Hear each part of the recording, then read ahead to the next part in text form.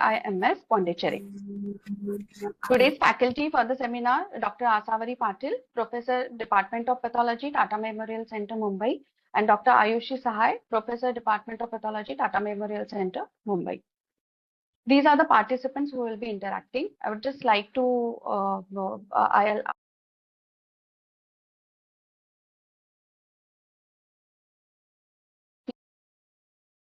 is on 21st May on breast tumors and molecular markers by Dr.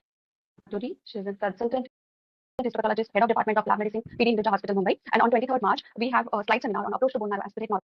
We also have a small an introductory talk by Dr. Palak. So I think with this, I will request Dr. Asavali ma'am to start with the slide seminar. I'll just see. Palak, she has joined. Yeah. Would you like to start with the session? Yeah. I'll just do that. Yeah. Just give me a minute.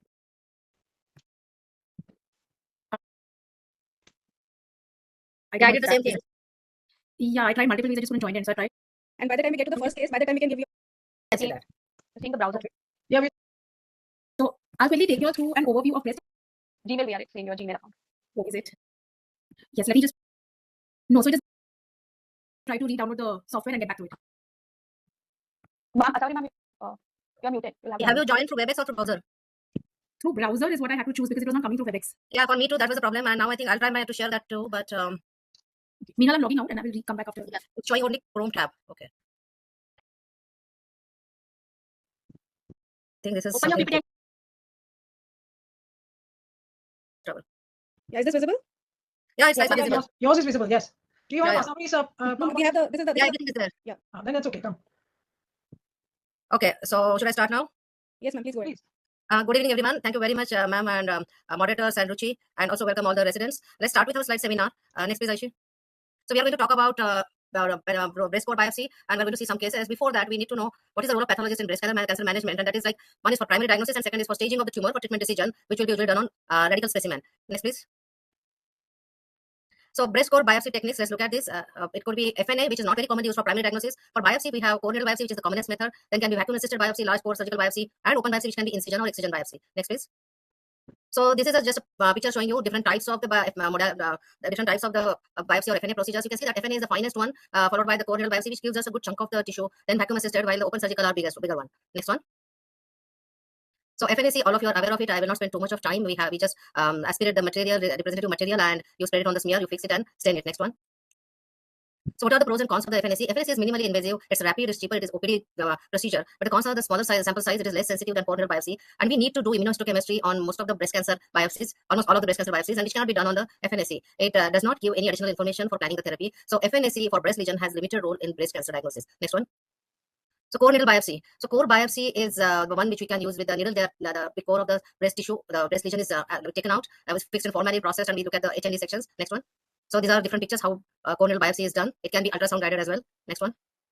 And these are the breast cores, which immediately they need to be transferred to the to 10% neutral buffer formalin. Again, this is less invasive than open biopsy, better accuracy. We can do immunohistochemistry for ERP or HER2 and additional ancillary studies if required. And this provides enough information for triaging the patient or planning the next therapy. But the cons are it's more expensive and invasive than FNA, especially in countries like India, at the periphery. We may not have the core needle biopsy available in each and every center. There can be a possibility of sampling error, but with experienced surgeon or radiologist, we can get enough material. And it is difficult when the lesion is located in the subareolar region or near pectoral muscle. But this is a standard procedure for suspected cancer cases. Next one. Indications is palpable breast lesion or radiologically suspicious lesion, mass lesion, architectural distortion, suspicious calcification, or complex cystic lesion. Next one. So how do we handle the breast core biopsy? We have to look at the request form, look at the site and demographic details, indications and type of biopsy. Next one. One thing we have to make sure that the core ischemia time should be minimum. It should be less than 1 hour, but the best thing is as soon as we take out the core, try to make sure that it is transferred to formalin immediately. If the ancillary studies are required, we have to divide the specimen into 2 or more blocks so that adequate tissue is available for further studies. Initially, we have to do HND staining, and based on the findings on HND staining, we do ancillary studies which can be immunohistochemistry, sometimes in situ hybridization or multigenesis. Next one. For reporting breast core biopsies, definitely report can be issued in most of the core needle biopsies, and final diagnosis usually falls into one of the 5 categories as either normal or unsatisfactory, benign pathology, suspicious for malignancy or malignancy, and sometimes it can be benign but cannot undetermined significance. There are CNB pathology categories described by Dr. Ellis. Next one. So these are like B1 to B5 as you see here. B1 is normal tissue or unsatisfactory, B2 benign lesion, B3 benign but uncertain malignant potential, B4 is suspicious, and B5 is malignant. Next one. So these are certain examples. Let's not go into the details of this. When to call B2. We are going to slide seminar. So Aishu, can you take over? Yeah, yes, ma'am. Thank you. So we'll begin with the slide seminar, and 1 second. Yeah. So the first case, I think Sheila. Yeah, Palak, you are logged in. You want to start? Yeah, should I try sharing once? Let us give it a try. Yeah, I just gave it a try.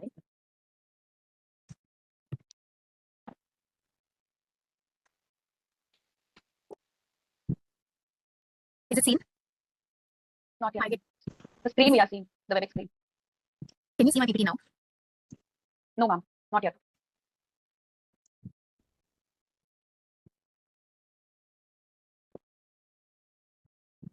Is it seen? Yes, ma'am. Just make it a full screen, ma'am. Is that seen? Yes, ma'am. I believe I got it. Fine. Thank you so much. So, yeah, I'm really sorry for the little technical glitch that I had. I would like to take you all through a little bit on overview of breast imaging. Okay, so we have multiple modalities when we talk about breast imaging, and I would like to give you a glimpse or a snapshot of certain words and our jargon and lexicon, which you would understand when a radiologist is going to talk to you. So, what do we have in our department? We will have a mammography, machine and ultrasound, a CT scan, an MRI, and image-guided interventions. This is a gamut that we have in the basket of breast imaging and interventions. So, mammography can be of either 2D type, and the 3D mammo that you usually hear of is basically tomosynthesis. And mammography can be either screening or diagnostic setting. And contrast enhanced mammography is a new kid on the block. What is it? Just like a CT scan where you give IV contrast. In mammography, the same contrast is given intravenously, and that is called as a contrast enhanced mammography. Ultrasound, we have various features: the grayscale, the harmonics, color Doppler, elastography, contrast enhanced ultrasound again. MRI essentially will be done when we want to look at the morphology and the functional imaging. And the biggest credits that we have here is by the diffusion and contrast imaging. Dynamic scans are required. Coming to intervention, we have interventions that are done under mammography guidance, ultrasound guidance, as well as MRI guidance. And what we can do is a hook-wire localization when when the sample comes to you eventually for confirming the resection. We do core biopsies, we do vacuum-assisted biopsies. Now, hook-wire localizations traditionally were done under mammogram or ultrasound machine, but we are also doing them under MRI. They're very much feasible and they're not very challenging in terms of its execution. So, just the way you all talk of B3 all the time, we talk of B3 for us would be a BIRATS 3. So we have certain lexicon that we follow, which is the BIRATS. It is a breast imaging reporting and data acquisition systems. So what happens is, what I tell has to be understood by the surgeon, by the pathologist, by the medical oncologist. So it is a wavelength of communication, which is exactly understood the way I want to interpret, and it does not fall into the trap of choice of words of how I am reporting something. If I say 1, 2, 3, 4, or 5, it is clearly understood what I mean by my diagnosis. So now I was asked to show certain examples of on mammography. So if the two things that we essentially see on a mammography is masses and microcalcifications. So masses, again, they can be benign appearing or suspicious appearing. So here, for example, this is the left side conventionally and this is the right side. And we have the CC or the craniocaudal views over here and the emero views or the mediolateral oblique views. So I have a high density mass and the margins are not this looks like a cancer. I will call it suspicious. If there were bad looking microcalcifications with this, I would say this is BIRATS 5. But if I feel this may be an abscess or it may be a granulomatous change or it may be something else, so I would probably call it 4C because there is a possibility that this may not be malignant. So 4C would be like a 95% chance that it may be malignant or not.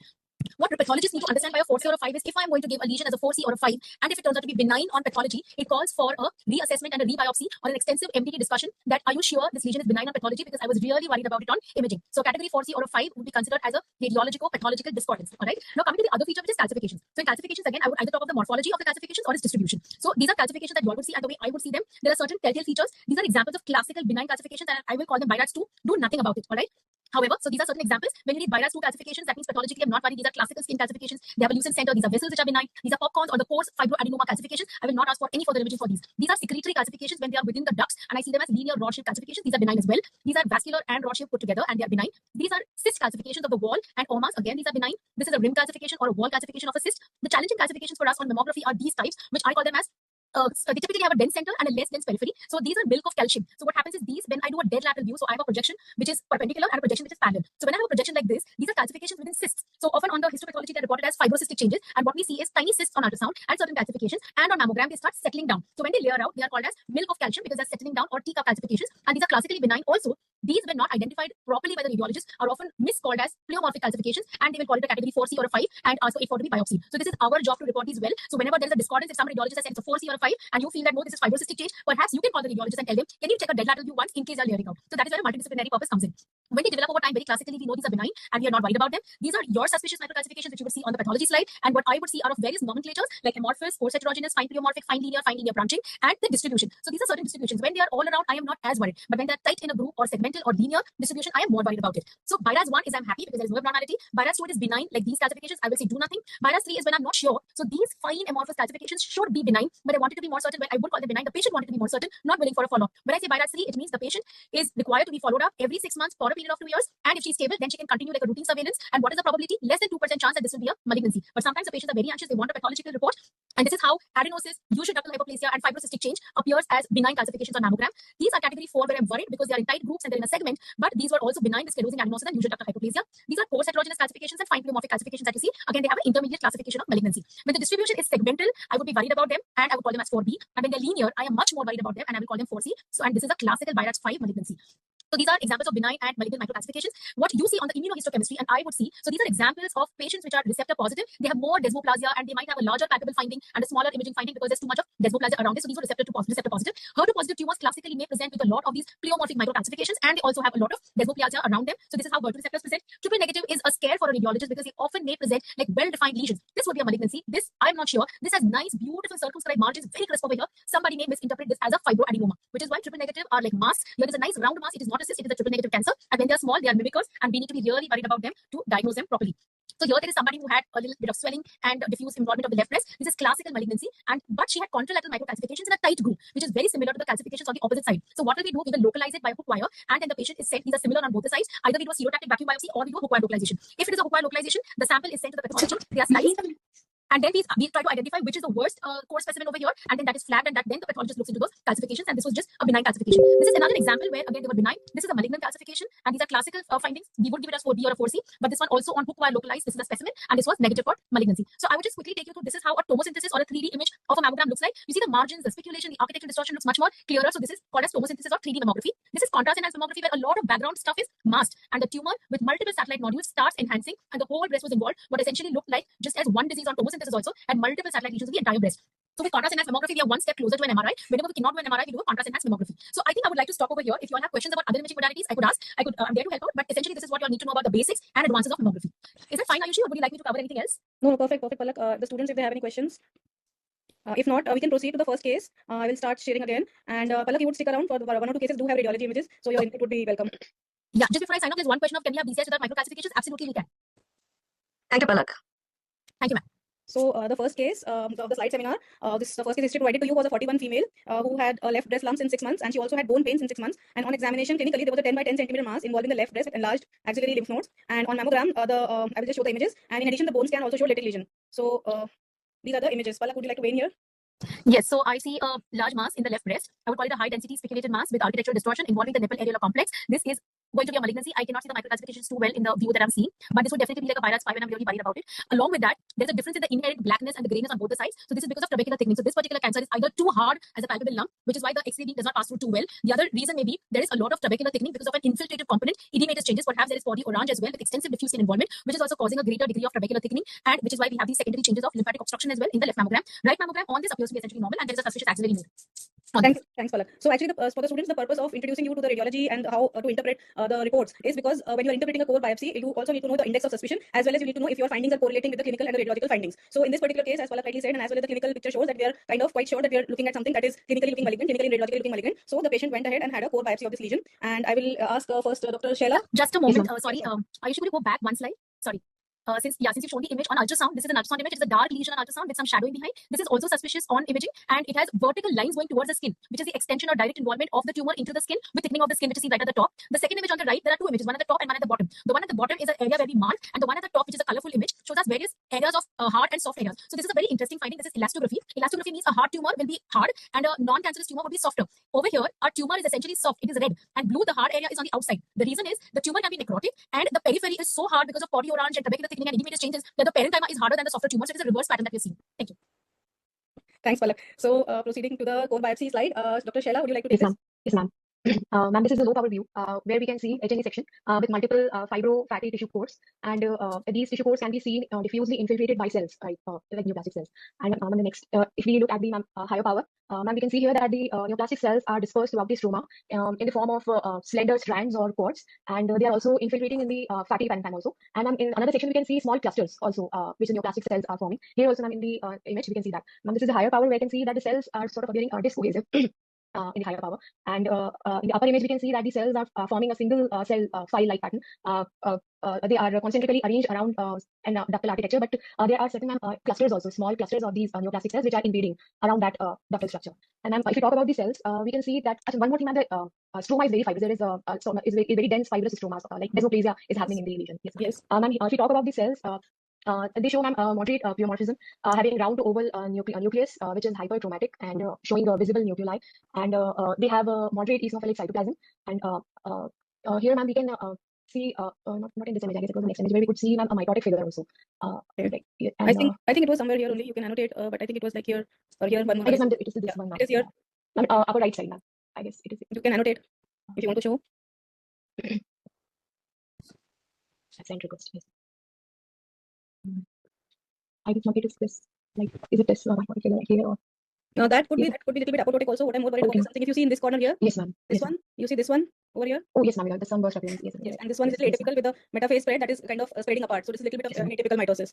Okay, so these are mitotic figures. This could be a little bit what you have highlighted could be apoptotic. Okay, ma'am. Right. See, it is smaller, it is shrunken than the rest of the nuclei, and the Yes, cytoplasm is also shrunken. Yes, While in the ma'am. mitotic figures here, if you see, just look at the chromosome, the size of the mitosis, the size is almost, you can make out that the nuclear size is also quite big. It is not shrunken. Like this cell Yes, here, ma'am. it is dark and shrunken. Okay, so Yes, this is ma'am. not shrunken, and you can even make out the cytoplasm. Yes, ma'am. Yeah. Okay, Go ma'am. ahead. Go Yes, ahead. ma'am. Then, ma'am, in the next image, we can see that, ma'am, if One you second. have, Yes. yes, ma'am. Ma'am, this, I would like, I'll just release that. Ma'am, here in this higher power view on the right side, ma'am, we can see duct, like, or tubular duct, which is completely involved by the neoplastic cell. And in the middle image, ma'am, we can see along with the ductal architecture, we can see the nests. That the neoplastic cells are arranged or infiltrating in the form of nests around these So actually, structures, ma'am. I can interrupt you here. Yeah. So Yes, actually, if you start from the leftmost image, yes, ma'am. it's basically a TDLU. If you Yes, check the ma'am. architecture. So from the Okay. leftmost image, if you proceed ahead, what do you see? Now we see that the SNI and the ducts are involved by the neoplastic cells, and they are causing a bit of mild SNI distension. If we can see that in Yes, SNI yes. distension, we can see that. Yes. And if I could see now, there are small nests also of the neoplastic cells because those does not seem to line by the in the upper portion of the middle image. We can say like it is giving an impression of invasion. These? Yes, ma'am. And This is actually these still the duct. yes. This is still the duct. Okay, If ma'am. you see at the periphery here, these flattened layer of cells, Okay, ma'am. these are Yes, ma'am. myoepithelial cells. Everywhere Yes, in this TDLU, which is distended, Okay, as you rightly said, if you see at Yes, the periphery, you have these dark flattened nuclei at the periphery, which are myoepithelial cells. myoepithelial. Here. So this is basically TDLU, and the neoplastic cells are causing the distension of the SNI, and the duct are also seen to be involved by the neoplastic cells, ma'am. So anything else about in particular about these cells would you like to add? Would anybody like to add to our description so far? Few cells, specifically, specific morphology. Condition. Okay. Anybody would like to add anything for the description? Ma'am, is this a lobular carcinoma? I haven't asked for the diagnosis yet. I'm just asking if anybody would like to add anything to the description. Cells are pleomorphic. Yeah, that she's already mentioned, as well as that they have vesicular nuclei and prominent nuclei. Yes. So as people are mentioning on the comments, there are some people are saying it is discohesive, some people are saying it looks solid. So we have a variety of patterns here. Yes, We ma'am. have, as you rightly said, there is an infiltrative single cell like file-like pattern, there is trabecular pattern, as well as there are these more solid nests. There are discohesive cells. There are in this kind of Indian file pattern, as well as there are these solid nests where the cells seem to be forming kind of aggregates and nests. And this is the in situ TDLU invaded by the tumor. So what would be your diagnosis? Sheila, can we come back to you? Yes, ma'am. What would be your, see, basically, clinically you have been given that there is a high index of suspicion for a Yes, malignancy, and Yes, ma'am. I don't think you have any doubt that you're looking at something malignant. So what would be your Yes, diagnosis and differential here? Ma'am, looking at the radiology finding and the morphology of the cells in the histopathology, the diagnosis is more towards an invasive ductal carcinoma, if I would say, because it is involving mepilareolar complex and it is very much showing desmoplasia, a high amount of desmoplasia. Or if we can see, ma'am, invasive ductal carcinoma with lobular component, because it has both the morphologies, mixed type. Okay. That. Okay. So basically, whenever you look at a biopsy, core biopsy, this is the standard approach. You should, when you're trying to make a diagnosis, that whether am I looking at a tumor or there is no tumor here. First of all, start with that. Okay, in this particular case, yes, I think we are looking at a tumor. Does it look benign or does it look malignant? In this particular case, yes, it looks malignant. Does it look like a breast tumor or a non-breast tumor? Would you like to comment on that? Does it look like something that is of breast origin? Breast origin, perfect. Yes, ma'am. What is the major clue to say that it is of breast origin? Ma'am, presence of yes, ma'am, in situ component, Yes. TDLU. And then now, if you think there is a tumor, malignant tumor, which is of breast origin, is it epithelial versus mesenchymal? So here in this case, I think our answers are which is a tumor, which is malignant and is of breast origin, and it is epithelial. So that much is clear. So if you go through your list of WHO classification of tumors 2019, you have of course invasive carcinoma, most special type, invasive breast carcinoma, which is now what the IDC or the invasive ductal carcinoma is known as. And then you have a number of special types. And whenever you're looking at a core biopsy, it is important for you to keep in mind that yes, it is very easy to say something in invasive breast carcinoma, no special type, and move on. But the special types always have to be there at the back of your mind, and all your when you're making a diagnosis, you should quickly go through looking at the morphology, skip through the various differentials that are there of special types of invasive breast carcinoma, because the recognition of these special types is relevant because of distinct clinical outcomes that the types can have. You have, of course, if you know, Shaila, can you tell me which of these have good prognosis, intermediate prognosis, and poor prognosis? Ma'am, invasive lobular carcinoma is usually, in comparison to other variants, it is associated with good type. Anybody Yes, ma'am. Maybe Neeti? Ma'am, lobular carcinomas have better prognosis. So go through the whole list and tell me quickly. Tubular? Tubular, ma'am, has good prognosis. Tubular also. So basically, when you are thinking of invasive breast carcinoma, so this is the first feature on morphology that conveys the tumor's prognosis. There are a long list of prognostic factors or prognostic markers of breast carcinoma. So the diagnosis, the histological subtype, is one of the first features that you see and diagnose, which conveys a prognosis. Say if I'm saying it's a metaplastic carcinoma, I'm conveying a what kind of prognosis? That's a Bad poor prognosis. prognosis. It has bad prognosis. If I'm saying a papillary carcinoma, then of course papillary carcinoma, tubular carcinoma, cribriform, they all have better prognosis. Better And then you have some tumors such as adenoid cystic or mucoepidermoid, basically salivary type or skin adnexal type of tumors, which have an intermediate prognosis. Your IBC of no special type also falls in an intermediate prognosis when you're comparing it to metaplastic or inflammatory carcinoma. Then they form in an intermediate group. So that is why if you have to when you're seeing the core biopsy and interpreting the morphology, you have to keep these possibilities in your mind and quickly go through them before saying that it is of no special type. Because if you identify a particular morphology here on the core biopsy, it will convey a particular prognosis. So in this particular case, as you said, there were areas that are showing like typical invasive lobular type morphology, Yes, as well as there are some areas which are not classically lobular appearing. So yes, as you said, there is a possibility that there is a mixed carcinoma, or it could be a invasive lobular with a poor morphology also. And as some Okay, people have pointed out in the chat. So what would you like to do next? I see. What I'd say? Like ma'am, if ma'am, we can go for e-cadherin ma'am to determine whether it is purely lobular or it has mixed component. So this is the e-cadherin slide. Would you like to interpret this? It's the first image is negative. It does not show reactivity for e-cadherin, and second also ma'am does not show it is negative ma'am. So this image is yes. So e-cadherin, you should always, as far as possible, try to first interpret it in the normal benign ducts or normal internal control and check whether it has worked properly or not. Because if the fixation is poor, sometimes e-cadherin also might be negative in the normal ducts, then you would end up calling something as lobular when in fact it is a ductal carcinoma where the e-cadherin has not worked at all. IC has not worked at all. So in breast, thankfully, we have internal control that you have in the normal epithelial cells as well as myoepithelial cells can show you e-cadherin staining. Okay, so even in the in situ component will serve as an internal control where the myoepithelial cells at the periphery, if you see, they are also showing you faint outline of e-cadherin. Okay, so yes, the e-cadherin has worked. It is there in the benign ducts as well as at the periphery of the in situ component, and it is absent in the infiltrating cord-like cells as well as in the rest of the areas. Everywhere it is a negativity is there. So what do you think this is now? So here I would also like to point out that e-cadherin is not a perfect stain. It works well in about say about 90 to 95% of cases of lobular carcinoma. It works well, but in 5 to 10% they can still be discrepant results. So it is not taken as a completely diagnostic 100% criteria even by the WHO. They say that it helps in a diagnosis, but it is not a 100% perfect stain. But yes, in general, in majority of the cases, if you have correlated with the internal control and your morphology as well as the stain has worked properly, then by and large you can it is a supportive adjunct to you to confirm your diagnosis of your histological impression of an invasive lobular carcinoma. So if you are thinking that yes, e-cadherin is negative and it is matching my morphology and it's an invasive lobular carcinoma, what would you do next in a core biopsy? Cytokeratins, we can go for cytokeratins if we just want to exclude the Okay, so cytokeratin would be required if you are not sure that the tumor is epithelial or not. So that we have already gone through in our list of checklist kind of that yes, we are pretty sure that we are looking at an epithelial tumor and it is also having an in situ component. If you have some kind of variant morphology, say suppose a histiocytic variant of lobular carcinoma, where the cells look very histiocytoid and you're not really sure whether they are macrophages or they are tumor cells, or when you have very suspicion of very scanty focal tumor cells, there maybe you can go for an A1A3 to confirm the epithelial nature. But in general, in this kind of a case where there is a frank malignancy of epithelial nature that you are seeing, A1A3 would not have any utility. So it would just be latent tissue. You should rather opt for ERPR. yes. So now you have made a diagnosis and you are reasonably sure that you are looking at a invasive lobular carcinoma. So you need to convey the core biopsy. You need to convey the biomarkers. So you would like to go for the biomarkers ERPR and HER2 along with your core biopsy. So this is these are the results. Would you like to interpret this? Ma'am, the section shows strong positivity for ER, but it does not show that. So much, how would you report this ER in a report of your core biopsy? How would you report this ER? Ma'am, in a field, more than 10% neoplastic cells should stain strongly positive. Oh, okay. And if it is less than 10%? Then ma'am, if it is sorry ma'am, not less than ma'am, it is 1%. More than 1% of neoplastic cells should stain strongly positive. It is not And strongly. It is as per the CAP criteria. More than 1% cell is considered positive, and more than or equal to 1% cell is considered positive, and then further you can grade it into weak, moderate, or strong staining, strong nuclear staining. So that is the second criteria. But as per the for calling positivity, as per the CAP criteria, more than 1% is enough to call it positive. Then if you have 1 to 10%, you can call it low positive. They have not even specified the intensity in the CAP criteria, but 1 to 10% becomes low positive for ER, and more than 10% is positive. So in this case, what would you say? And do you give audit score at your institute? Do you give an audit scoring or some kind of scoring? Do you do ERPR HER2 routinely in core biopsies? No ma'am, it's not available in our institute. So okay, anybody who is doing it routinely, say Neeti, Yes, ma'am. would you like to comment on that? Do you do an audit score? Yes, ma'am. It has a strong and proportion is also defined. It's more than 80% positive. Yes. So you would give this as an audit score? 3 plus 5, 8, ma'am. Yes. So now would you like to comment on the PR? Ma'am, PR is intensity is weak. Few positivity is present.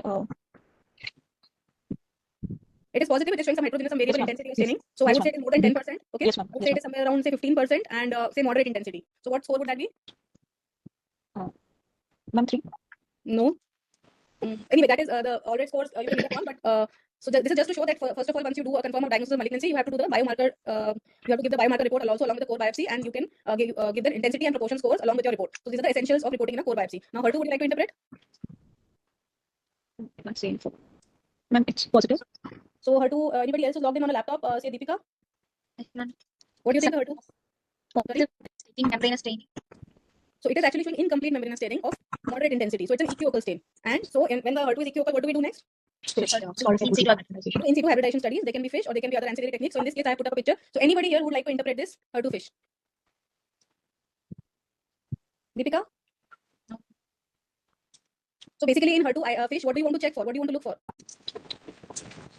What is the basic mechanism of HER2? What do you want to check? What is the basic genetic alteration that occurs in HER2? Amplification. Amplification. So there are multiple gene copies. Okay. So when you are staining it, you are staining one of the colors stains the centromere and the other stains the target area, that is where the HER2 gene is located. Okay, on the chromosome 17. So when you have in this particular image, what can you see? You can see either by and large you are seeing only one copy of red and one copy of green, or one or two copies at the max. But you are not seeing any kind of area where you have one or the other signal much more than the other. So is there amplification here? No. No, there is no amplification, because if there was amplification here, in our case, we target the HER2 with the green probe and the chromosome, that is SN17, with the red probe. And as you can see, that the green probe is not out of proportion to the red probe. So there is no amplification. So it is ER/PR positive HER2 non-amplified tumor. Okay. So what is the core biopsy diagnosis here? Yes, it's an invasive lobular carcinoma. What would you like to comment, Shaila? Would you like to chip in again for the grade and the variant? Deepika? Grade 2. Deepika, would you like to chip in? Anybody else has a different opinion, or everybody agrees? Okay, so what is the criteria for grading? We have called it invasive lobular carcinoma. Now there are lots and lots of variants of invasive lobular carcinoma. Some of them are called based on the histological pattern, and some are called based on the cell morphology. So you have solid type, pleomorphic type, alveolar, mucinous, clavicular, tubulo-alveolar, or you can have signature morphology, histocytoid morphology, or you can have mixed morphology of different patterns, which is actually one of the more common variants that you have. That you have typically lobular areas, or you can have any of the other patterns and mix with it. So grading of ILC, actually there is a lot of controversy that whether ILC should be graded at all or not. But even as per the WHO, they do recommend that Nottingham grading system can be used. But by default, the tubule score is always going to be 3, because they are going to be cords of cells. Even in a very low grade appearing ILC, the tubule score is going to be 3, because they are going to be except for the tubular lobular variant, the tubules are not seen in a lobular carcinoma. So the tubule score will by default be 3. But what about the nuclear score? So Rosen has actually given criteria for calling pleomorphic ILC. He said that if the nuclear size is more than 4 times the size of a mature lymphocyte, you see nuclear lobation unfolding, or one or more prominent nuclei. Normal classical typical lobular will not show you prominent nuclei, or you are seeing hyperchromasia. These are the criteria that he has defined for calling pleomorphic ILC. Now in this particular image, if you see here, this is what I have highlighted, a mature lymphocyte which is present along with the tumor. And see, I am highlighting these two nuclei here, which are present in the tumor, any two random nuclei. And now this I have taken a dot, which is just, I think, almost similar to the size of this mature lymphocyte. So if you are seeing a tumor and you see any lymphocyte, just mentally pick up that lymphocyte and superimpose that within the tumor cell and see how many you can fit. If it is a classical lobular, you will not be able to fit more than 1 or 2 or 3 of these lymphocytes. But if it is a pleomorphic lobular, you can very easily fit in. Mentally, you have to make an image, pick up the lymphocyte and put it over there and see how many of these I can fit. So here you can see that you can very easily put in 4 or more lymphocytes within the nuclei of these tumor cells. So the core biopsy diagnosis in this case would be an invasive lobular carcinoma. Now looking at the mitotic count that we saw, there is 3 for the tubular score, 3 for the nuclear score, as well as we are going by the criteria of Rosen, which is also now accepted by WHO, that the nuclear grade for a lobular carcinoma in this case would be grade 3, and then mitosis at the very least it was a 2. So 3 plus 3 plus 2, 8. So it would be a grade 3 invasive lobular carcinoma, a pleomorphic variant, as well as there was lobular carcinoma in situ. If you remember, the cells of the in situ component were also highly pleomorphic. They were all highly pleomorphic, as well as they were discohesive. Again, they had some discohesiveness to each other. They were not forming a sheet within the duct. They were forming kind of, even though they all present and distending the duct, they had some kind of a discohesiveness or a space around them. So it was also lobular carcinoma in situ, which we confirmed on ECADEN, and it was a pleomorphic type of lobular carcinoma in situ with similar nuclei. So the nuclear grade of the pleomorphism definition of the lobular in situ is also the same as the invasive, as I told, more than 4 times the size of a lymphocyte. The nuclei should be that big, and the other you can have lobation, prominent nuclei, vesicular nuclei, and mitosis and hyperchromasia. So it becomes a pleomorphic type. So also, I would like to highlight here the biomarker profiles that you can see in invasive lobular carcinoma. Now, even in the classical or invasive lobular carcinoma, of course, they are most of the time hormone positive, both ER and PR. But in the pleomorphic carcinoma, even in a study from TMH in our own institute, we have seen that the pleomorphic carcinoma is the one which even the majority are still hormone positive. There is a small percentage which can be HER2 positive, or a small percentage which can be triple negative also. So you have to remember that the majority of the lobular carcinoma, even when they are pleomorphic, they are always going to be hormone positive. And in a case where your IHC profile and your biomarker profile and morphology do not add up, you should look carefully again at the morphology. And even in the molecular subtyping of as I said, a small proportion of the lobular carcinoma can be triple negative. In those, in the molecular profiling has been done. Even in the molecular profiling of triple negative on IHC, the invasive lobular carcinoma, majority of them are still luminal type, and only few are HER2 enriched and basal-like. So majority of the cases, even if you are seeing the typical pleomorphic appearance and it looks like a very even a high grade IDC, sometimes it can look like that invasive breast carcinoma NST, but it will always be hormone positive in majority of the cases. So this was just to start you off with the typical invasive breast carcinoma case with a rat-pack correlation, which is matching the clinical profile, and just the basic what are the parameters you have to include in the histopath report and a core biopsy. And before we go to the next case, this is just the image of the aurora borealis that all of us saw the images in the papers of last 2-3 days, which came over large parts of the world. So next case, 59 female left breast lumps in 3 months. On mammogram, it was showing a BIRATS 4 lesion with multiple microcalcifications adjacent to the lesion. So who would like to take this? Neeti, would you like to try? Yes, ma'am. Ma'am, in the given slide, section shows normal breast tissue along with the tumor cells arranged in papillary structure showing arborizing pattern. And in this arborizing pattern is seen and fibrovascular core is present. Tumor cells are columnar and normal breast tissue is seen in the periphery.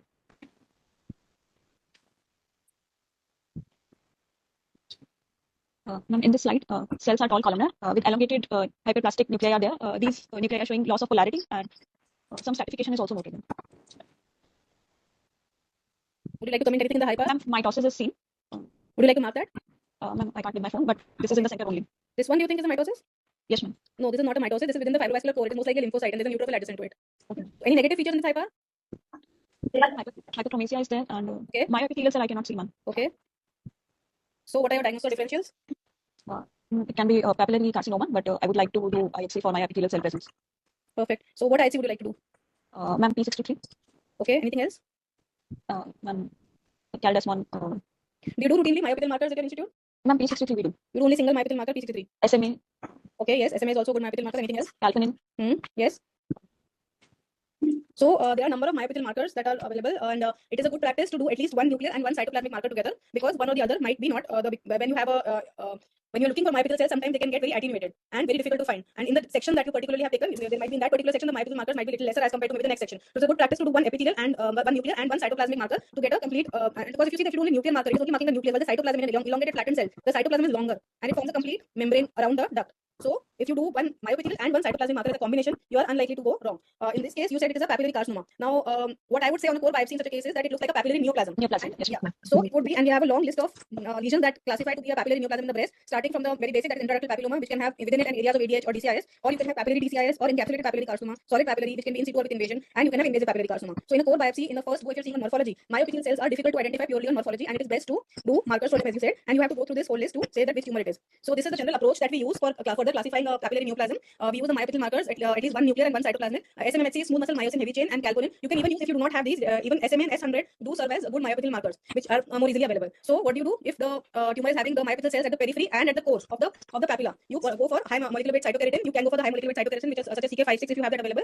If you have the CK56 is negative, sorry, if it is positive, it becomes an intraductal papilloma, and you also additionally do an ER, estrogen receptor, which is more commonly available in most of the institutes. And if the ER is patchy and heterogeneous with solid areas inside, you can say it's an intraductal papilloma plus minus presence of usual ductal hyperplasia in keeping with the morphology. If there is absence of the high molecular weight cytokeratin, or you have diffuse ER positivity in, you can call it papilloma with DCIS. Now, if your myopathic markers are negative in the core but only at the periphery they are present, then it's a papillary DCIS, which will in addition show you loss of the high molecular weight cytokeratin as well as it will be diffuse ER positive. And when you have myopathic markers negative at the periphery as well as at the core, and if you have encapsulation and morphology, it becomes an encapsulated papillary carcinoma. And in the absence of encapsulation, it can be solid papillary carcinoma if it has a solid morphology, in which case you can get some neuroendocrine markers positive, or it can be an invasive papillary carcinoma with papillary front morphology. So in this particular case, this is the marker profile. Priyanka, would you like to take this? What would you interpret this as? What is negative? Negative where? Both in the course and the periphery. Yes, P40, or you can, as you said, you use it in P63. Both can be used. Either can be used. So it is negative at the core as well as at the periphery. What about this? Would you like to say anything about this? Smooth muscle myosin heavy chain. It is positive. So yes, so you have to remember that when you are using these cytoplasmic markers, which are of smooth muscle origin, they can mark the blood vessels, the blood vessel wall, which can be present within the core. So you're not looking at the positivity right inside the core, but you should be looking at the positivity at the base of the epithelial layer. So it is not there. So it is negative in the periphery as well as within the core. What you're seeing is a positive internal control, that is blood vessels. Okay. Now what about this? What are you seeing in the ER? Strong positivity in the Strong epithelial diffuse ER positivity. Yes. And what about CK56? CK56 is the high molecular weight cytokeratin I was talking about. Now this serves a dual purpose. Normally it is present in the myopathial cells as well as in the epithelial cells to an extent. So if you are seeing it negative within and only at the periphery, then it can be an in situ carcinoma. But if it is absent throughout, then it becomes a, like same as SMHC and P40. Then it indicates, what does it indicate? Absence at the periphery and as well as at the core. Possibility of papillary carcinoma, invasive papillary carcinoma, solid. yes. So Encapsulated. papillary carcinoma. Okay. So now looking at our algorithm, we have these markers we have done which are negative at the periphery and negative in the core. Now if you look at the periphery here, we do not have a proper, this is the best parenchyma that we saw in the sites. It is not showing any kind of infiltrative focus. There is no invasive focus. So it is the whatever the lesion is appears to be encapsulated. Okay. So then we have this encapsulation present, it becomes an encapsulated papillary carcinoma. But should I call it an encapsulated papillary carcinoma on the biopsy and be done with it? No. Why? Can anybody tell me why I should not call it just an encapsulated papillary carcinoma on the biopsy? What else should I say? While taking biopsy core, we could have taken only the papillary cells, not the fibrous capsule. So we should advise wider biopsy. Perfect. So encapsulated papillary carcinoma may be associated with invasive carcinoma in as high as 30% of cases, and diagnosis of invasion requires infiltration beyond the fibrous capsule, which we may not see in a limited core biopsy. So when you have a papillary lesion within a duct, and then you are taking the core biopsy, only that particular area and that particular part of the wall you are sampling, and in that you might not be seeing the invasion, which might be present in the other areas of the tumor. So whenever you have a case where in the papillary neoplasm which is looking malignant, it is a good practice on a core biopsy to always put a comment that in this biopsy it is basically papillary carcinoma. It looks like an encapsulated papillary carcinoma, but examination of the entire tumor is necessary to rule out an invasive component. The significance being that an encapsulated papillary carcinoma versus invasive papillary carcinoma, there is a difference in the staging. The encapsulated papillary is a TIS stage. It has very low incidence of recurrence and lymph node metastasis, and only local excision is generally given. And if BCS is done, then RT may be considered, but most of the time local excision alone is considered curative. So just to take you through another case, Deepika, would you like to just say anything you would like to see on what you're seeing on the screen? I know this is a slide that was not given in your circulated in your PPT, but just try it. Yes, ma'am. Fine. So it is on low PAVI PCA2 breast biopsy course, which shows a nest of epithelial cells. Next one. With areas of hemorrhage or with areas of necrosis in the first picture. Second picture, we see a solid sheet of malignant cells. So I will just go back to the first picture. So this hemorrhage that you see in core biopsy, this is all procedural. This is not tumoral or the tissue hemorrhage. This is all procedural hemorrhage. And I do not see basically what we are seeing in the core biopsy is a lesion arranged in solidness. Okay, solidness. And I do not see any necrosis here. What you thought basically here, there seem to be some secretions here and there, but there are no areas of necrosis. There are basically solidness. It does not appear to be papillary at all on this power. But when we went in high power, we saw that at the edges of this lesion, there were these tall columnar cells in a papillary architecture. Within the lesion, yes, there are small vessels that yes, we are looking at a papillary neoplasm, but at the periphery of the lesion also, if you see, there are tall columnar cells which are kind of separated from the rest. So it looks like there is some papillary lesion which is having solid areas within it. But basically, it is a papillary lesion with solid areas within it. Then at one edge, there also you are seeing what looks like possibly infiltrative nest in the surrounding hyalinized area. However, when we did the myopathial marker, we saw that everywhere in the cores, as well as at the periphery, as well as in what looked like towards the invasive areas, everywhere the myopathial marker are retained. Can you see? Yes, ma'am. So even in this area that look like invasive, as you can see on the HE, the myopathial markers are retained in a nice long line all along. And as well as here, if you see in the solidness within the cores, as well as at the periphery, the myopathial markers are retained. So what would you do next? Sorry? So what picture I put over here? ER. And what pattern is it showing? It shows a diffuse dot positivity. No, actually it is not showing a diffuse positivity. It is showing heterogeneity, a patchy staining. There are areas of varying intensity. There are some nuclei which is negative, some nuclei that are showing low, moderate intensity, some which are strong here and there. And at the periphery, the papillary areas that I showed you are also highlighting, which are showing little bit of weak to moderate intensity. And basically, there is a heterogeneity in staining. So what does it indicate? This is basically an intraductal papilloma with usual ductal hyperplasia. So this is just to show you what a mosaic ER looks like or heterogeneous ER looks like. This is a very good clue, a very good diagnostic clue. It can help you in diagnosis because if you have a DCIS or a carcinoma, which implies that it is what do you say? If it is one single cell type, then it is going to have diffuse ER positivity. If it is high grade, then it can have if you're having high grade areas of ATP within it, then they can be completely ER negative. That would also indicate that there is a DCIS hiding within it. But if it is a diffuse positivity or a diffuse negativity, then you can say there is a single cell type of DCIS hiding within it. When it is heterogeneous, it is very clear that it is a normal or a benign process, which is such as in this particular case would be usual ductal hyperplasia. A CK56 also done here can also be done. It will show similar positivity. It will present in the periphery. It can be present in the cores as well as it will present in a good number of epithelial cells. I wish I had a photograph of CK56 to show you, but CK56 shows a very nice and it is positive heterogeneously within the epithelial cells, present in the cores as well as the periphery. So that also can be used as a helpful clue that this is a benign process. And I would recommend that all of you residents go through these two very nice articles are there, Practical Approach to Diagnosis of Papillary Lesions of the Breast. One is by Eddie Brogy and one is actually 2016 it was published, but it is still very relevant by Judy Jones. So this is just to show you a picture of what looks like aurora borealis, but it was basically sunset taken over the Andamans by me a few months ago. So coming to the third case, Ranu like to try this? So this is a 42-year female with a left breast lump for 2 months, and it shows 7 by 6 centimeter, a big mass at 2 o'clock on examination. And on mammogram, it was described as linear and pleomorphic microcalcifications in the upper outer quadrant and central region, which was called a Byrads 4C. And on ultrasound, prominent solid ducts were seen extending from the 9 o'clock to 3 o'clock position. So is Palak still around? If not, so I will just say, so this is something like a cystic calcification that she said on the right side, about which she would not be worried. And these are the areas, if you can see the small dots here, extending towards the central region, and then there are some linear radiating ducts here. So these are the areas, these linear calcifications that they would be worried about, and they have called it a 4C. Even if you see the calcifications here extending towards the upper outer quadrant, these small dots here and there, they're extending to this upper outer quadrant. So Ranu, all yours. And the given image on the scanner showing the biopsy of breast, in which we can see distribution of cells in a patchy distribution of cells in clusters, ma'am, and also Okay, so this is the closer view. Would you like to say here? yes, ma'am. Cells are arranged in clusters where we can also see the communal where also, ma'am, there's a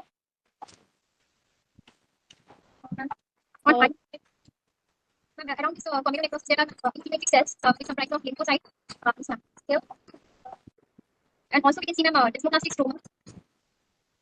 Okay, so Shaila, would you like to modify the description a little? Would you like to add something here? Yes, ma'am. Ma'am, actually, we can see the neoplastic cells are involving the ducts in a solid pattern, and we can see a comedonecrosis, which she has already mentioned. Ma'am, in the periductal stroma, we can see invasive foci. The morphology of the cells are almost similar to that of the cells which are present inside the ducts, and these invasive foci are present in small clusters surrounded by lymphocytic infiltrate. And I'm not sure about this, ma'am, but here we can see infiltration in the fatty stroma also in the upper side. Like these are adipocytes and surrounded by cells. This is within the duct. So this is not fatty infiltration. This is within the duct. These are just some cystic areas. Right. So now here they are arranged in a solid pattern showing comedonecrosis in almost both the ducts. Even the upper duct also show necrosis. And if we talk about the cells, ma'am, these cells appear monomorphic, like almost same morphology, but there is a little variation in the nuclear size and shape. And we can see that there is a little variation. And if we talk about these invasive clusters, here the cells are moderately pleomorphic with. What would you say about this? What would you say? Can you make out what this is? Yes, ma'am. I think this is mitosis. Sorry? Yes, ma'am. Yeah. Mitotic figures. So it is mitotically active. There are at least 3, 4 that I can see. One here, and one more somewhere here. Yeah. So there are multiple mitotic figures. It is a mitotically active lesion that you described. Okay. And then this is the. And then this is the invasive foci surrounded by lymphocytic infiltrate, ma'am. Yes, because the morphology of cells is almost close to the cells which we are seeing in the duct, and these are not polarized and having moderate eosinophilic cytoplasm, and they are showing nuclei. The nuclei is visible. So are you sure all of these are invasive foci? Because ma'am, they are not polarized properly, so the nuclei are in a haphazard pattern. Okay. So what would you call this on the 4 biopsy? What would be your diagnosis?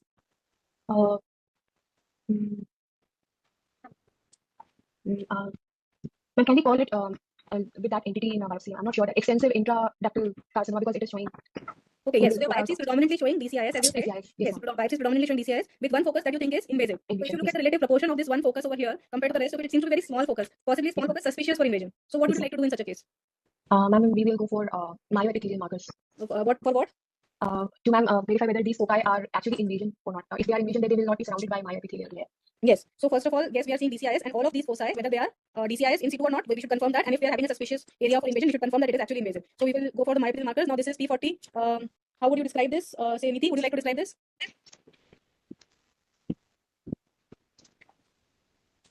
I think Niti is not there. Deepika? Yes, ma'am. In the ducts, they are completely surrounded by myoepithelial cells. So P40 is positive Yes. in these ducts. So this is the myoepithelial cells in the area exactly the same area as we saw in the HE. So we are having these ducts top and bottom, and then this is the area that was looking suspicious for invasion. So can you comment on this area? In this area, one duct is completely covered by an myoepithelial cell. Surrounding this 2-3 foci, there is no myoepithelial cell covering. So invasion is present. So even in this, what looked like a suspicious area of invasion, there are foci that are still in situ, but it seems that it is getting breached or broken, and there are nests coming out with surrounding little bit of inflammation and desmoplasia, if you can make out here. So this is the same thing on SMHC. So if you can see, it is showing again the area that the DCIS are showing you maintained myoepithelial cell, retained myoepithelial cell layer around the foci of DCIS, and the invasive area or the suspicious or invasive area, there is breach of the membrane and there are cells that are coming out. So and yeah, so this is just to highlight some of the cells, nest of small groups of clusters of cells that are coming out on what you can see on P40 as well as SMHC. And we do what we do in such cases. We also do a HER2 IHC staining. So in our institute, it's a practice to put HER2, ERPR and HER2 even on DCIS, and we can confirm the type of DCIS it is, as well as identify in the HER2. If you see, you can identify the singly scattered cells coming out. So whereas in P40 and SMHC, you are looking for negative staining, you are looking for absence of staining. So it is a negative IHC, which is more difficult to identify and quantify rather than a positive IHC. So if you see the whole of the DCIS is HER2 positive, and even the infiltrating nests are HER2 positive, strongly HER2 positive, which is usually the case in an extensive DCIS. And the nest of cells that you saw on which are showing absence of P40 and SMHC, now you can correlate with them and see that they are also HER2 positive and infiltrated single cells, which you were finding it difficult to identify and see on the P40 and SMHC. They have become highlighted here with the HER2. So our core biopsy diagnosis in this case, now in this case, looking at the clinical picture, the way there is a lot of pleomorphic calcification extending over a large area, we can reasonably say in this, even on the core biopsy, that it looks to be an extensive DCIS with a focus of microinvasion and microinvasive carcinoma. But I would just like to share a few features about microinvasive carcinoma. Now the definition of microinvasion is that a no invasive focus should measure more than 1 millimeter. It's a pretty small size, more than 1 millimeter in size.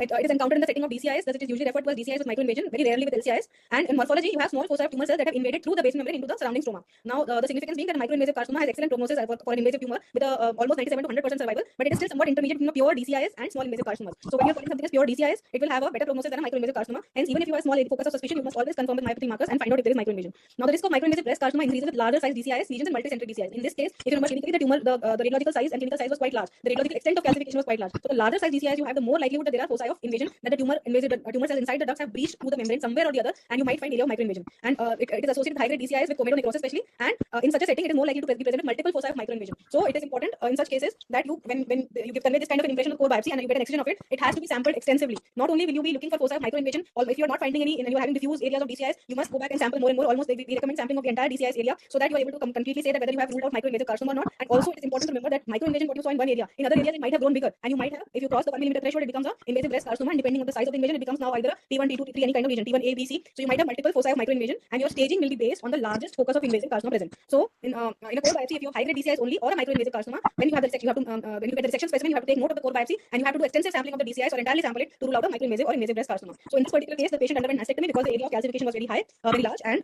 we took multiple sections. And in this, what you can see here, there is you are seeing, of course, an extensive DCIS, extensive intraductal carcinoma, EIC. But in addition, there is one larger invasive focus present. And when we took the size, it is the largest invasive focus that was present. It is about 5 millimeter. So it becomes a T1 tumor in contrast to micro-invasive, that is TMI. So the staging changes. And here also, if you see, there are again multiple foci of smaller micro-invasion that we can identify. When we did, this is the high power of the larger invasive focus. And even in the surrounding ducts, in addition, we can see more areas where there is suspicion for micro-invasive foci.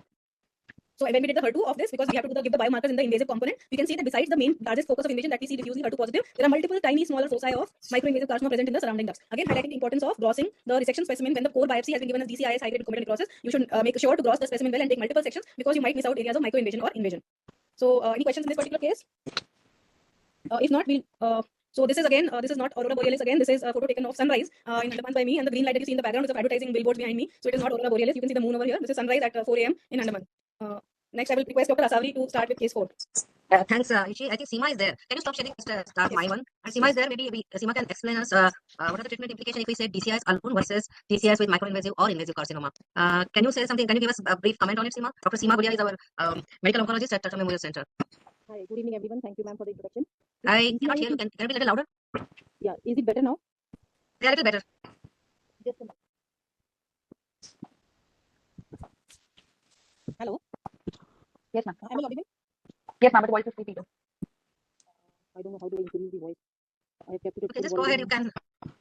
You can. So DCIS is basically a pre-cancerous lesion which is non-invasive.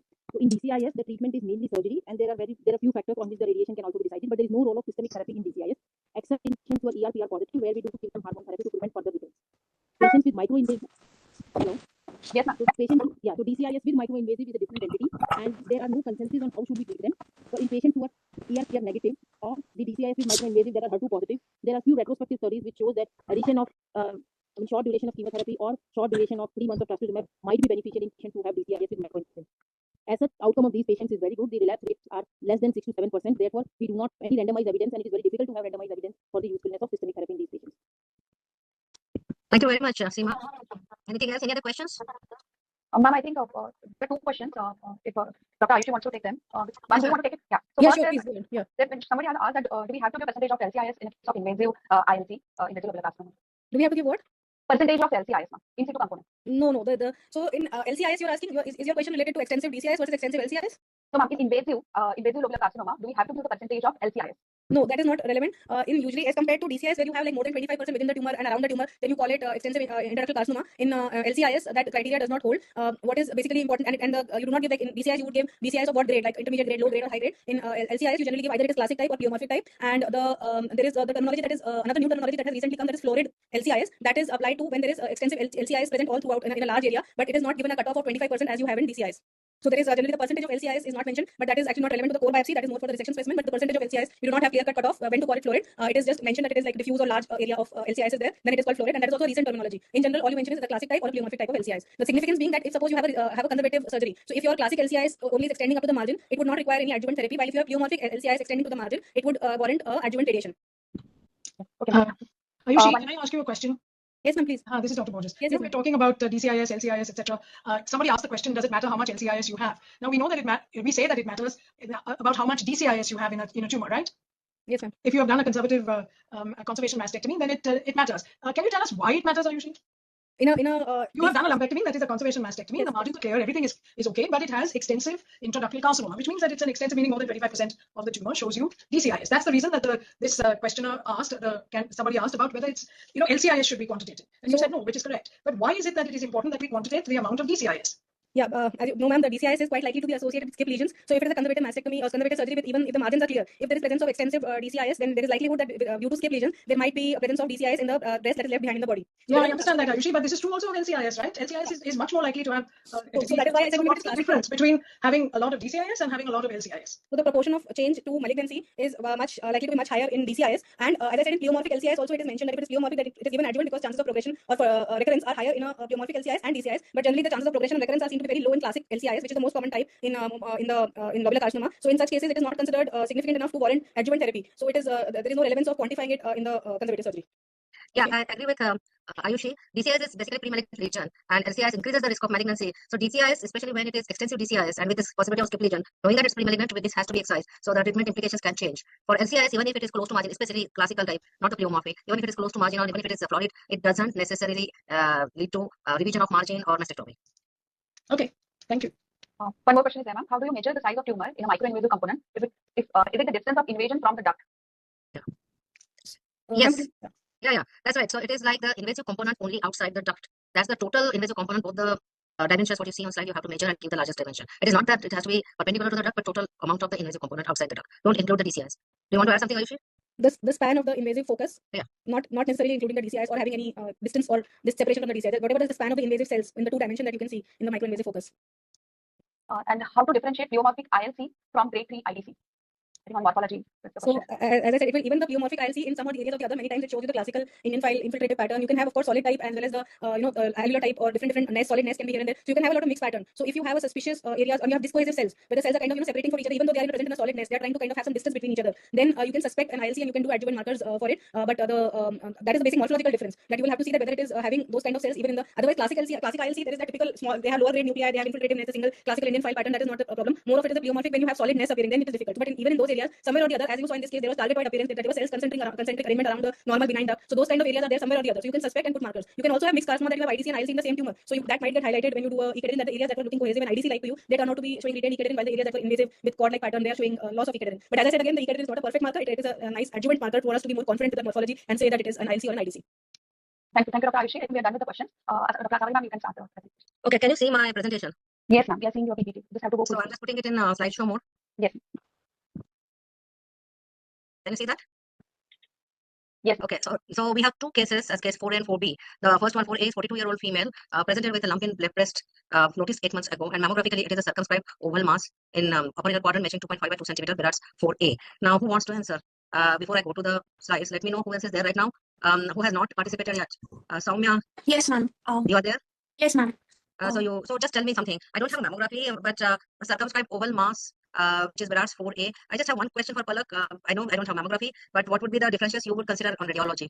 Right, so this is a classical description, ma'am. I would say it can be a fibroadenoma, it can be a cyst which is not a round cyst, or it can be a papillary tumor, or it can be a triple negative tumor. So when I have a circumscribed oval mass of whatever size, I cannot say what it is. It has to be in conjunction with an ultrasound. Now, if an ultrasound is not done earlier, they would give a BIRAT 0. As per the recent guidelines, it is not okay to give a BIRAT 0. Whatever we see on the mammogram should be accompanied with a supplemental ultrasound, characterize it, and then give a final combined BIRATs. So if it looks like a nice, definitely I'm sure it's a fibroadenoma, but of a 2 centimeter, I might put it as a BIRAT 3 because, but anything else, if it is lobulated margins, vascular, hard on elastography, it is not classically homogeneous, it lacks the echogenic septae, I will give it a 4A. And another word of caution is fibroadenoma is often described on ultrasound with two other characteristic features. One is it is horizontal, but the other two are posterior enhancement and lateral margin shadowing. This is a very classic description. But triple negative cancers are also known to have posterior acoustic enhancement and lateral margin shadowing. So we must not be carried away by these descriptors. Thank you very much, Palak. That's very informative. So now, Soumya, with this, we have differential diagnosis ranging from fibroadenoma till going to triple negative breast cancer, right? So you start describing it. Ma'am, this is a scanner view. It shows multiple tissue bits with 4 tissue bits on scanner view. Ma'am, we can see on this view we can see fibrocollagenous stroma along with ducts which are compressed, and it shows ma'am, intracanalicular it shows a circumscribed tissue biopsy with pushing margins with benign glandular elements which are compressed in intracanalicular pattern, ma'am. Can you see the margins here? Margins, because biopsy is a limited sample. We may not be able to see margins here. I'm not sure I can say anything about this, but maybe in certain areas I can think it could be a pushing margin, although I may not be always sure. Okay, go ahead. Ma'am, some ducts also show atypical hyperplasia. Ma'am, this picture shows that it is circumscribed and the ducts are compressed, ma'am, in intracanalicular pattern with loosely cohesive hypocellular stroma, ma'am. Ma'am, So what's the difference? Why you're calling it atypical hyperplasia? See, now one thing you're describing. So what are you thinking about? What is your differential diagnosis here? When you look at this magnification, when you have some kind of intracanalicular pattern, stroma pushing the ducts, creating that intracanalicular pattern.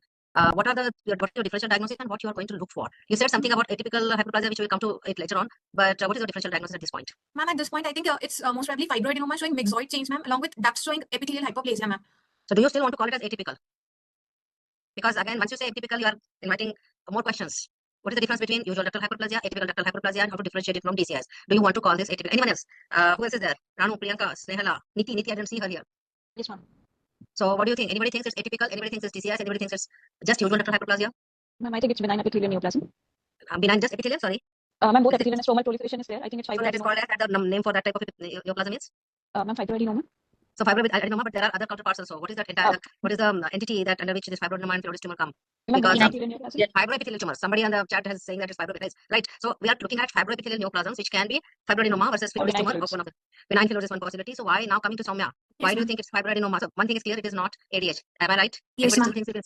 Okay. So now if it is just usual ductal hyperplasia, tell me why do you think it's fibroadenoma and not a phloris tumor? Ma'am, first is given on the clinical history, the size of the tumor mentioned is ma'am, it's small, 2.5 by 2 centimeter, while phloid tumor usually large, like more than 10 centimeters. Also, this stromal proliferation, it's not as much as we see in phloid tumor, ma'am. Also, we do not see any mitotic components, mitotic figures in this case, ma'am, which may be present in phloid tumor. So now, in other words, just enumerate the characteristics of phloris tumor that are not seen in fibroadenoma. Can you quickly enumerate that? Ma'am, hypercellular stroma is seen, mitotic figure are seen, mild pleomorphism. Is it always seen, hypercellular stroma and mitotic figures? We start from architecture. What kind of architecture? We start from gross appearance, start from the size, start from the age. Ma'am, it's mostly seen in middle-aged women. They are large in size, and ma'am, they are well circumscribed. They have both glandular and stromal proliferation. So they are well circumscribed. Will they have some kind of any other appearance? Dr. Palak was telling us sometimes it's not really. Can it have lobulated appearance? Yes, ma'am, they may have. And on cut surface, there is classical appearance that we describe. What is it called as? Leaf-like appearance. Okay, that's what I wanted to say. Okay, and microscopically, what do you see in phloris tumor, which you don't see it in fibroadenoma? Yeah, quickly. Who else want to answer? Stromal conduct. Yeah, there could be around the ducts, there could be increased cellularity of stromal cells. What else? Mitotic figures. Mitotic figures may be present sometimes in benign phloris tumor. It may be difficult to spot them. What else? Tell me something about stroma more. Now, tell me what is stromal overgrowth. Stromal overgrowth. When we see in one lobar, we see no ducts we see. Okay, fine. So stromal overgrowth is seen if it is seen when think about phenotypism. Am I right? What about stromal cells? Somebody said about mitosis. What else? What about the cellularity? What about the ATPR? Come on. What do you think in this biopsy? What do you want to say about stromal cellularity? Is it mild, moderate, hypercellular? I'm talking about stroma, not the ducts. Moderate, moderate, ma'am. Moderate or maybe mild. Okay, mild. That's what I would say. What about stromal cell ATPR? It's mild or practically none, right? Practically no stromal cell ATPR. This is a normal stroma, but it's like normal stromal cell which it would look like. But there is mildly, hypercellular. So now, based on this, your diagnosis is? Fibroadenoma, ma'am. So you're favoring fibroadenoma here, right? And you are excluding Phyllodes tumor. Yes, ma'am. So anybody else who differs from this diagnosis? Snehala, Niti, who else is there? Ranu, you want to say anything? If not, let's go to the next case. This is 61-year-old postpartum menopausal lady, right breast lump since 4 months. Notice since 4 months. And USG there is 6.4 centimeter mass, hypoechoic complex lesion, solid focal cystic areas. Mass appears to be adherent to the underlying muscle. Now looking at this, is Palak still around? Okay. Looking at this, anybody say now, Ranu, are you there? Yes, ma'am.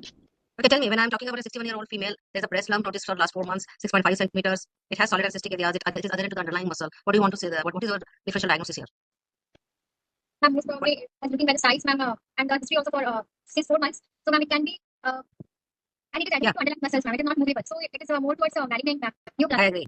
Okay, that's great. So first look at the age of the patient and how big it is, how long it has been there, whether it is adherent to skin, adherent to underlying muscle. So all these features are important to know whether we are looking at possibly benign versus malignant tumor. Okay, so Ranu, continue with this description of this biopsy. This is a scanner view of muscle biopsy, which showing, ma'am, which we can glands, no, ducts and stromal component, ma'am. Here, stromal component show hypercellular and also highly pleomorphic cells are there, ma'am. I can't hear you, Ranu. Can you be a little louder?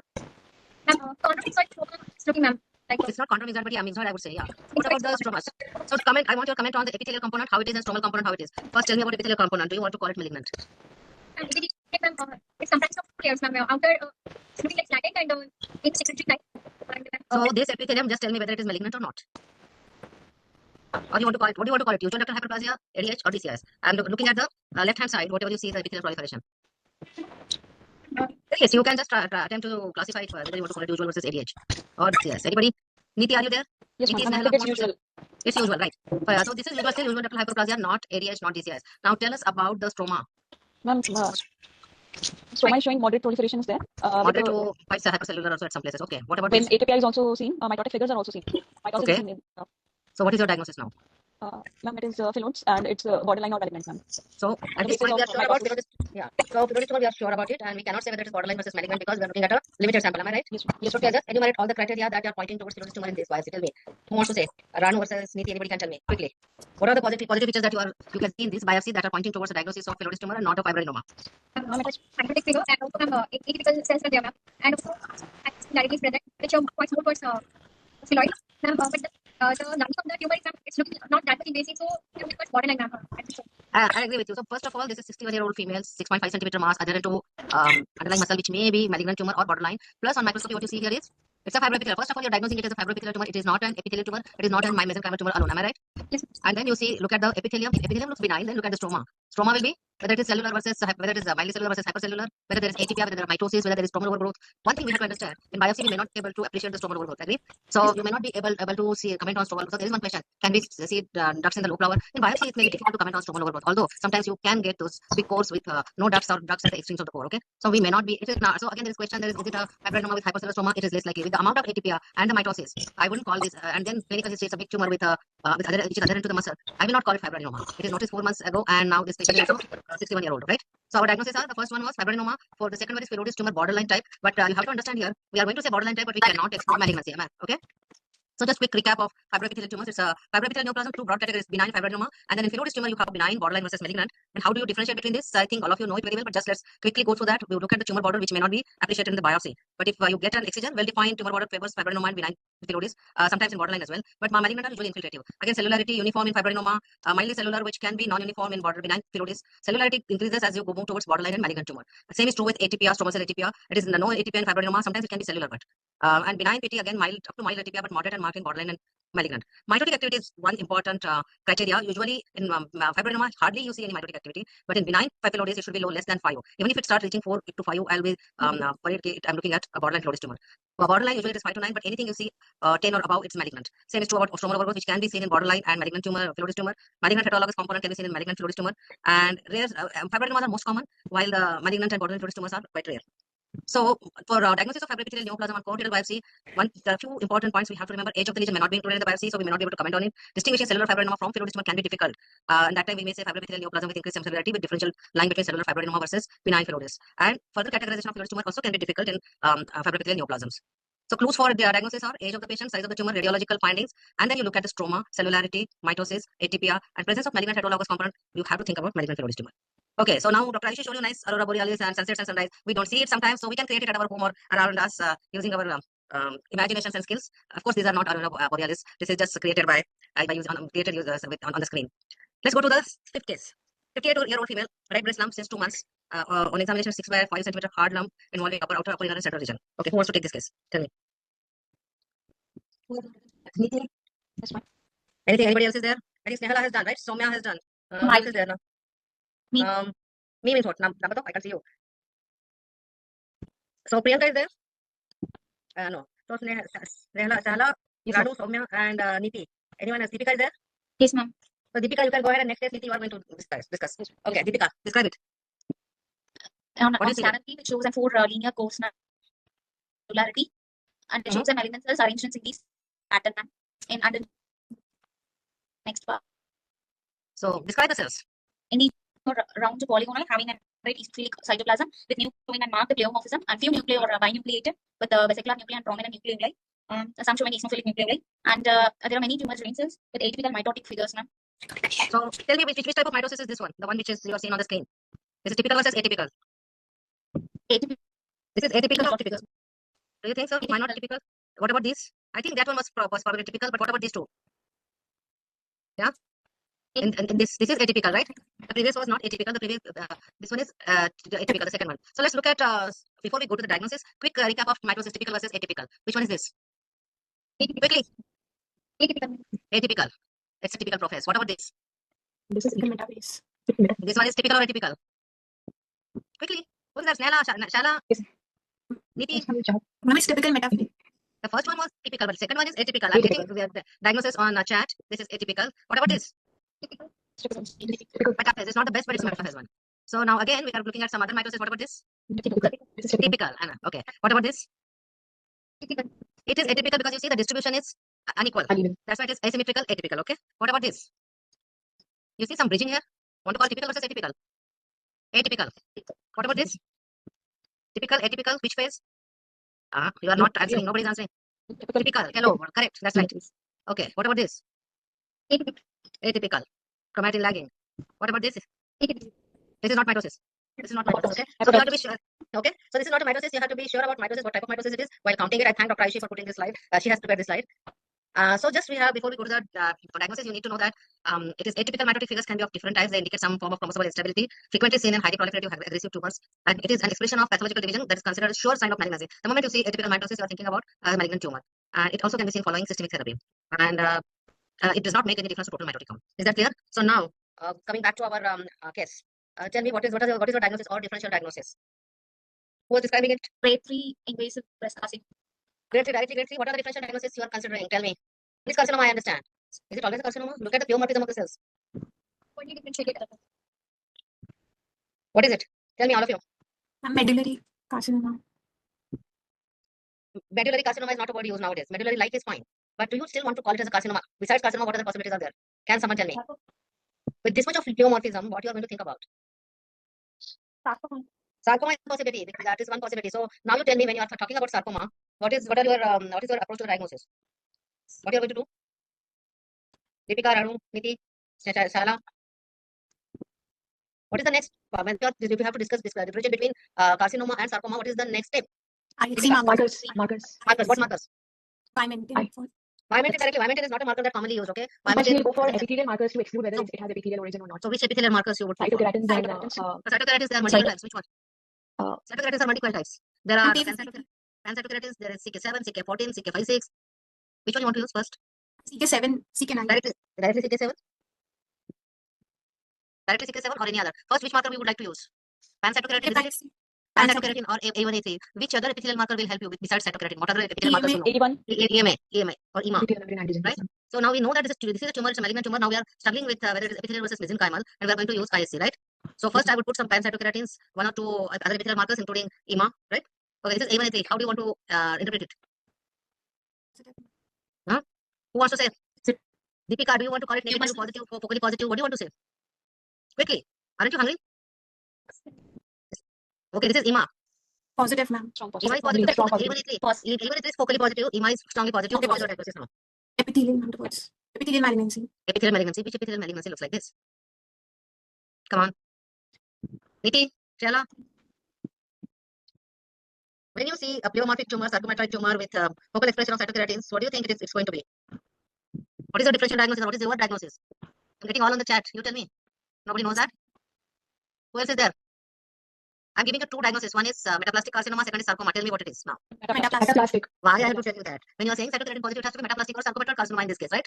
So it is metaplastic carcinoma. It had osteoclastic giant cells. Okay. So this is one tumor in biopsy which can give you a problem. Some now in this case, luckily we had EMA positive or even cytokeratin, pan-cytokeratin focally positive, but sometimes it may not be positive at all. So in that case, what are you going to say? You have a biopsy with a tumor like this, no cytokeratin is positive. Are you going to call it metaplastic carcinoma? Are you going to call it sarcoma? Yes or no? No. Yes, ma'am. Metaplastic. Ma'am, we'll check for any history of primary cancer if it's present in the patient. We'll ask for the history, clinical history in the patient. That's good. We have to ask for it, but it can be, see, sarcomatoid tumors in breast, when you see it in the biopsy, there are 3 differential diagnoses. One is metaplastic carcinoma, second is malignant fibrosis tumor is still there. If you have stromal overgrowth, no drugs included in the biopsy, it's going to look like a sarcomatoid tumor, am I right?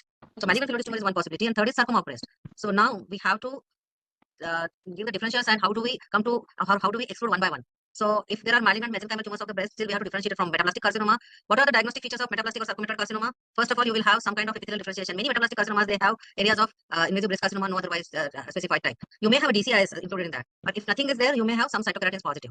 The other markers like melanoma markers and other markers can be negative, but you will have A1A3, EMA, the cytokeratins can be positive. SMA positivity doesn't make it leiomyoma or sarcoma. Coming to the malignant fibrosis tumor, you have to look for benign epithelial component. If it's present, it is helpful. If there's prior history of fibrosis tumor, that is also helpful. And in that case, even pan-CK can be rarely positive, CD34 can be positive, but melanoma markers will be negative. For primary sarcoma, or as you said, metastatic sarcoma, if you are thinking about, we will not have any CK positivity, but specific lineage marker can be positive, or it can be like CD31 ERG for angiosarcoma, or SMA and Ishkaldesmon for leiomyosarcoma, and so on. And there is one more tumor which can be always, it can mimic in any epithelial tumor as well as mesenchymal tumor, that is melanoma. And for melanoma, you look for pigment, vesicular nuclei, prominent nuclei, and obviously the markers that can be positive for melanoma will be S100, HMB45, and melanine. Nowadays, substance as well. pan-CK is negative. So I'm just showing you these few figures of photographs. So at the top you have one sarcomatoid tumor, top left hand side and right side. In the same tumor you have some epithelial component. So this, when you see this associated epithelial component, IBC-like areas, it is metaplastic carcinoma. And the lower 2 pictures they show you on the left hand side there is sarcomatoid tumor, but right hand side you do see some benign ducts. And then this is, in this case, it is going to be malignant fibrosis tumor. So what is the significance in the core biopsy? First of all, you have to look for epithelial component. It may, if it is present, it is indicative of sarcomatoid carcinoma. But sometimes all markers can be negative. We have to give as a differential diagnosis. First will be metaplastic carcinoma, second will be malignant fibrosis tumor, third will be sarcoma, primary sarcoma of the breast or metastatic sarcoma of the breast. Clinical implications, what are the clinical implications? If we call it metaplastic carcinoma, the surgeons will go for lymph node clearance or biopsy. But if it is sarcoma, the patient will receive a particular treatment for sarcoma. For malignant fibrosis tumor, lymph node excision is not required. So one thing we have to understand that epithelial versus mesenchymal component, we have to first and most important is look for morphological clues, DCS and epithelial component, look for epithelial markers, everything fails, just go for excision and extensive sampling. That's the only way to diagnose this tumor. No matter whatever panel of antibodies used, we have to interpret it in the light of morphology. So this is again, it's not aurora, but that's what we experienced just 3 days ago as a heavy sandstorm, and probably you have learned this in media. It was a sad incident there that time, but this was something not usually we experience in Mumbai, quite unusual for us. So let's go for the last case. It's a 73-year-old female. The left breast 2x1 hard lump for 1 month, and mammography it shows upper outer quadrant lump, which is 1.3 centimeter, Barrett's 4C, but ultrasound shows multiple hypoechoic lesion. Okay, now who wants to take it? Niti, are you around? Yes, ma'am. So Niti and I think who else has not participated so far? Soma has done, Deepika has done. Okay, Shela, you also have not done for a while. So Niti and Shela, first start with Niti. What do you think? Palak is around if you want to take her input for a minute. Palak is there. Okay, Palak, are you around? She just put up her hand. Okay, but I can't hear her. Yeah, I think. Okay, if Seema around? Palak is there, ma'am. Yeah, but Palak, I don't think I can hear her. Okay, when Palak is, if she can unmute herself. Meanwhile, Niti, you start describing this tumor. Yes, ma'am. This section shows 3 courses of breast biopsies, and in this there is diffuse blue cells seen. These cells appears monomorphic. Are they so monomorphic? Yeah, maybe to some extent. Okay. And at higher magnification, these cells are some appearing in disc cohesive, right, to oval nucleus with bluish cytoplasm, no prominent nucleoli is seen. Some giant cells are also seen, ma'am. Okay. So now, what is your what you're thinking about? What is your diagnosis or differential diagnosis, and how will Ma'am, you these prove this cells case? these cells appears to have eccentric nucleus. Uh-huh. Few cells are showing eccentric nucleus. Yeah. And moderate amount of cytoplasm is there. So maybe these plasmacytoid cells are there. So now, yeah, you're going in I think you're going in the right direction. Somewhat plasmacytoid. I can't see the nuclear features in this very nicely. They're not seen here, I know. But this is what the biopsy we got. So now, first thing, what do you want to exclude, and how will you start? Like, what will be your approach in this case? What are your differential diagnosis? What is your approach? Ma'am, First, tell me the lymphoma, differential diagnosis. One lymphoma. Okay, also you are not thinking about carcinoma, right? ma'am, lymphoma or neuroendocrine tumor, I'm thinking of. And what else? Do you want to rule out carcinoma? But that's the common Yes, ma'am. tumor we see in breast, Yes, right? ma'am. Yes, ma'am. Yes, So ma'am. now, whatever all your differential diagnosis are, that carcinoma will be the last one. But what is the panel of antibodies you will order? First and Ma'am, foremost. for plasma cell, ma'am, I would like to rule out if these are plasma cells. Directly plasma cell. How common is plasma cell tumors in Not breast? common, ma'am. Not So common. first thing you will do is to rule out carcinoma. What will you put here? Ma'am, ERPR. Ma'am, ERPR is not. So one thing I want to clarify to everyone: if you want to rule out carcinoma, first and foremost you have to put is pancytokeratin A1, A3, or some sort of pancytokeratin. Okay, don't go for ERPR unless these antibodies ERPR and HER2. These antibodies are expensive. Again, they are like positivity for ER indicates it's an epithelial tumor, but negativity doesn't exclude invasive breast carcinoma, isn't it? Same is true for HER2. If it is positive, equivocal or 1+ is fine. We can call it carcinoma, but negative HER2 score 0 doesn't exclude carcinoma. So first thing, prove your diagnosis, and then only you have to go for ERPR HER2. So now I will add one A1, A3. What else we would like to do? You had multiple other differentials, right? In addition to A1, A3, you want to add 1 or 2 other markers. Which one you would like to add? Niti, you said you're thinking about lymphoma and neuroendocrine carcinoma. What will you ma'am, add? neuroendocrine tumor, I'm thinking. Chromosynapto. Chromosomal, both of them or one of them? What else would you like to add? One. If it has lymphocytic origin. Lymphoproliferative or lymphoma, right? Yes, ma'am. So now, before I go to that, we were lucky to have the previous history. There was a broad-based lobulated mass involving larynx, light supraglottis, measuring 1.4 centimeter. Patient underwent laser excision, and that was called as moderately differentiated neuroendocrine carcinoma. Received radical radiotherapy. And now, in this patient, if you looked at the history, there were multiple lesions on ultrasound. Am I right? And patient presented with multiple lesions. Now, do you want to revise your diagnosis? Ma'am, neuroendocrine neoplasm. Neoplasm. Now, when it is a known case of neuroendocrine Carcinoma. So is it a primary versus metastatic? Metastatic. So here we have multiple differential diagnosis: invasive breast carcinoma, no special category 3. We have primary neuroendocrine carcinoma of extramemory origin, metastasizing to breast, and as you said, it can be some kind of lymphoma or any other tumor. So to establish the diagnosis of carcinoma, we have to do PANCK. Am I right? Yes, Once PANCK is positive, then you can go for markers for carcinoma. Beta-3, PAXET, TTF1, neuroendocrine markers depending on the primary site or whatever you see on histology. But if you have established the diagnosis of invasive breast carcinoma and not a metastasis from other side, then you go for ERPR HER2. Is that clear? Yes, so always remember this order. First, establish the diagnosis of invasive breast carcinoma. If it is invasive breast carcinoma, then go for ERPR HER2. If you are sure that this is not invasive breast carcinoma, then go for the next markers. Okay, I'm showing you in even with your PANCK. How would you like to describe this? Shaila, are you there? Yes, ma'am. Ma'am, the cells are positive, ma'am. For positive. Do you want to say something like strong or patchy? How would you like to describe that? Ma'am, strong positivity. It's not very strong, but yeah, moderate positivity is there. It's not typical dot like what you see in neuroendocrine. Am I right? What about pomegranate? Positive. Strong. Yes, ma'am. Strong positive. Strongly positive. Okay. Beta-3 is marker of what? Yes, why put the beta-3? Breast. Cells so of beta-3 and TRPS1 can be positive in breast. As you see here on right hand side, you have benign duct, which is nicely positive for beta-3, but the tumor is negative. Is that true? Yes, ma'am. So it is a metastasis of a high-grade neuroendocrine carcinoma from a known primary in the larynx. I just want to show you another case which was not shown to you. Now, if you see this case in a breast, it comes as a breast tumor. You may or may not have prior history. So this is very easy to miss in this case. We may end up calling it as a invasive breast carcinoma showing micropapillary pattern, right? Yes, ma'am. See this? Now, whenever you see this, especially when you have this nuclear quite showing pleomorphism, hyperchromasia, in that case, always look for the history. And if the patient has history, or even if you have slightest kind of doubt, you have to put more markers. So we put here WT1 and CATA3. You can always put PAXET as well nowadays. Now WT1, how would you say that it is? Who wants to say? Positive. Deepika, WT1 positive or negative? Nuclear positive. Nuclear positive. Yeah, and ER? ER is also positive. Yes, ma'am. ER is also positive. Here your comment on ER that we can use ER for diagnosis of breast carcinoma. Is that always true? ER can come positive in other carcinomas as well. Which is that other carcinoma? Where WT1 is positive, ER can be positive, CATA3 can be negative. And it has this kind of a micropapillary pattern.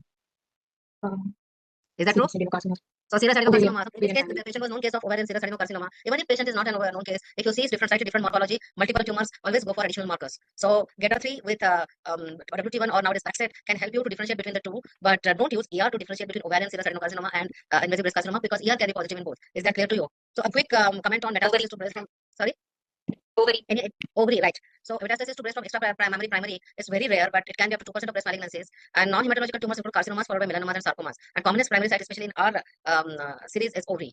Unusual morphology, you can see presence of specific histological features. If it is melanoma or renal cell carcinoma, you can see clear cells, but sometimes it will be completely non-specific. So unless until you have the previous primary, you may not be even able to differentiate it from primary invasive breast carcinoma and differentiate it between the two, metastasis and primary. So clinically and radiologically, you have to always check whether it is multiple, unilateral or bilateral tumor at extra mammary site. Is there any primary history? And then a battery of immunohistochemistry markers depending on possible primary site, like GETA3 and TRPS1 are good for breast primary. TTF1, as you know, good for lung and thyroid. PAPSET again good for multiple other organs, but in this case, usually like ovarian, WT1 melanoma markers, lymphoma markers, everything can be used based on our morphological clues. Now the challenges are the 30% of these tumors may not show any histologic clue, especially if it is morphologically similar to invasive breast carcinoma. Some of the adenocarcinomas you may not be able to differentiate it. So at clinical and radiological findings, we are not always getting them. So it's possible that we miss it, and later on the primary may surface.